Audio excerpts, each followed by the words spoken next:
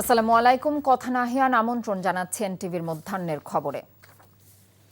প্রধান উপদেষ্টা অধ্যাপক ডক্টর মোহাম্মদ ইউনূসের আমন্ত্রণে 4 দিনের সফরে আজ ঢাকায় আসছেন জাতিসংঘ মহাসচিব অ্যান্তোনিও গুতেরেস।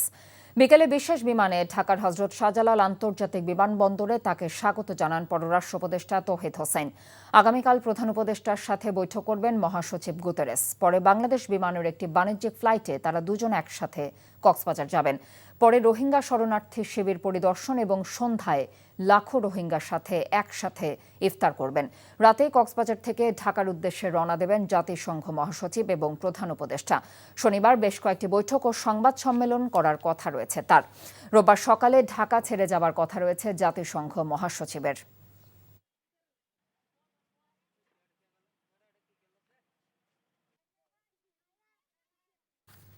সরকারি প্রাথমিক বিদ্যালয়ের প্রধান শিক্ষকরা দ্বিতীয় শ্রেণীর কর্মকর্তার মর্যাদা এবং 10ম গ্রেডে বেতন পাবেন বলে রায় দিয়েছে আপিল বিভাগ। আপিল বিভাগের জ্যেষ্ঠ বিচারপতি মোহাম্মদ আশফাকুল ইসলামের নেতৃত্বাধীন আপিল বেঞ্চ আজ এই আদেশ দেন।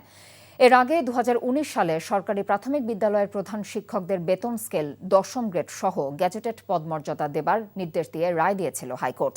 সরকার এর বিপরীতে আপিল করলে আদালত অন্য একটি মামলার সাথে এই মামলাকে ট্যাগ করে দেয়, যে কারণে মামলা নিষ্পত্তিতে অনেক দেরি হয়। সম্প্রতি অ্যাটর্নি জেনারেলের কার্যালয় থেকে মামলাটিকে ট্যাগ মুক্ত করার আবেদন করা হলে আদালত বিষয়টি বিবেচনায় নিয়ে আজকে এই আদেশ দেয়।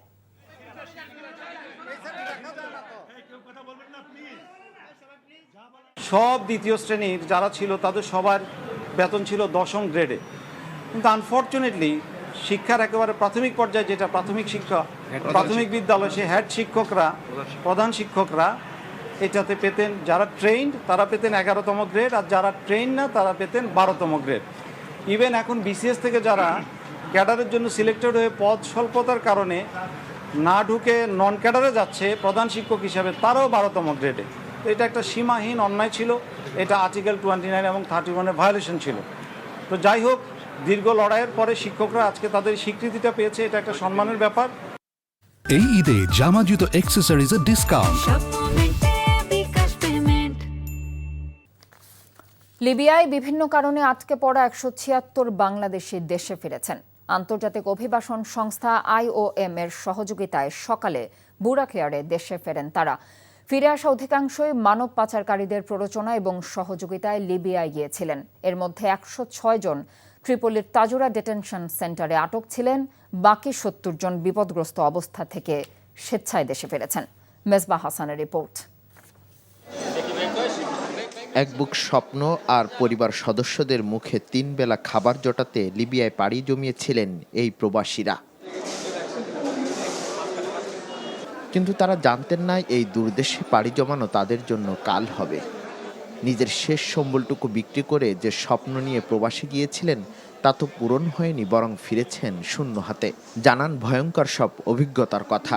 4 মাসের ভিতরে 2 বেলা ভাত খাইতে পাই নাই। সাগরে স্যার ওই জন্য বড় ঢেউয়া ছিল, 3 দিন যুদ্ধ করছি। তারপরে যেই কালে দেখি যে আর বাঁচি না, তারপরে একটা মাছের ট্রলার পাইছি, এরপরে কান্দিয়া কাটিয়া অগর ট্রলারে উঠছি।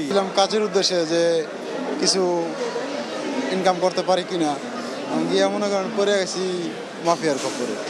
কাজ করছিলাম 1 মাস 10 দিনের মতো, তারপর ধরে লেগে গেছে, ওখান থেকে নিয়ে পুলিশে নিয়ে মাফিয়ার কাছে বিক্রি করে দিচ্ছে। আমরা গেমে গেছিলাম, ধরা খাইছি, ধরা খাওয়ার পর আঙ্গো জেলে নিয়ে আইছে। তো ওই জেলে 3 মাস ছিলাম। ওই জায়গার থেকে আমাদের আইনে পরে আঙ্গো ফ্রি টিকিট দিয়ে আমাদের দেশে পাঠাই দিচ্ছে। প্রিয়জনকে বিদেশে পাঠিয়ে স্বপ্ন পূরণ না হলে ফিরে এসেছেন তাতেই খুশি স্বজনরা। বলেন এমন প্রতারণায় আর যেন কেউ না পড়েন। মনে হচ্ছে যে আমাদের ঈদ আনন্দ আজকেই আমাদের। দীর্ঘ আপনার যে 3 মাস 12 দিন আমার ভাইটা নিখোঁজ অবস্থায়, আমার পরিবারে বাবা মার সাথে সংযোগ বিচ্ছিন্ন, আমরা অনেক চিন্তিত। রিজিকে মালিক আল্লাহ, কিন্তু আমি দমে যাইনি। অনেকের মা আছে, বাবা আছে, অনেকে অনেক শখ আহ্লাদ করেই বিদেশ যায় বা কষ্ট করার জন্যই যায়। ঠিক আছে, এই কাজগুলা যাতে এই দালাল চক্ররা এইভাবে না করতে পারে, এই জন্য সরকারের কাছে অনেক আকুল আবেদন আমাদের। 2017 সাল থেকে বাংলাদেশ দূতাবাসের সরাসরি তত্ত্বাবধানে এখন পর্যন্ত 9183 জন বাংলাদেশি লিবিয়ায় প্রত্যাবাসিত হয়েছেন। Mezba Hasan, NTV news, Dhaka. সচিবালয় এবং প্রধান উপদেষ্টার বাসভবন যমুনা ও পার্শ্ববর্তী এলাকায় সভা সমাবেশ আজ থেকে অনির্দিষ্টকালের জন্য নিষিদ্ধ করেছে ঢাকা মেট্রোপলিটন পুলিশ ডিএমপি। ডিএমপির গণবিজ্ঞপ্তিতে বলা হয়েছে, সভা সমাবেশ ছাড়াও গণজামায়াত, মিছিল এবং শোভাযাত্রা নিষিদ্ধ। জনশৃঙ্খলা রক্ষার্থের স্বার্থে পরবর্তী নির্দেশ না দেওয়া পর্যন্ত এই সিদ্ধান্ত বলবৎ থাকবে। সচিবালয় এবং প্রধান উপদেষ্টার বাসভবন ছাড়াও নিষেধাজ্ঞার আওতার মধ্যে রয়েছে হোটেল ইন্টারকন্টিনেন্টাল মোড়, শাহবাগ মোড়, কাকরাইল মোড় এবং মিন্টো রোড। ক্রিকেটের আরও খবর। পাকিস্তানের মাটিতে 2025 বিশ্বকাপের বাছাই পর্ব খেলতে যাবে বাংলাদেশ নারী দল। আগামী 5 থেকে 19 এপ্রিল লাহোরে অনুষ্ঠিত হতে যাওয়া বাছাইয়ের জন্য দল ঘোষণা করেছে বিসিবি।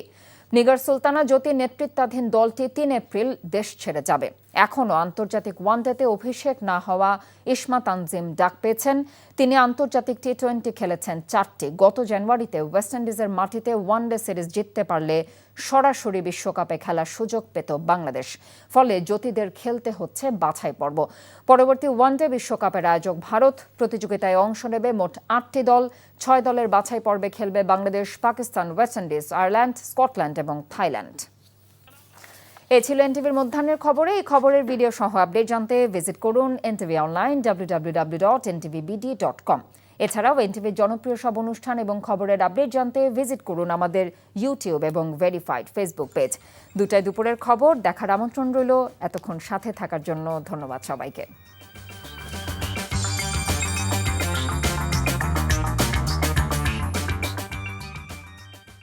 এই ঈদে জামা জুতো অ্যাক্সেসরিজের ডিসকাউন্ট।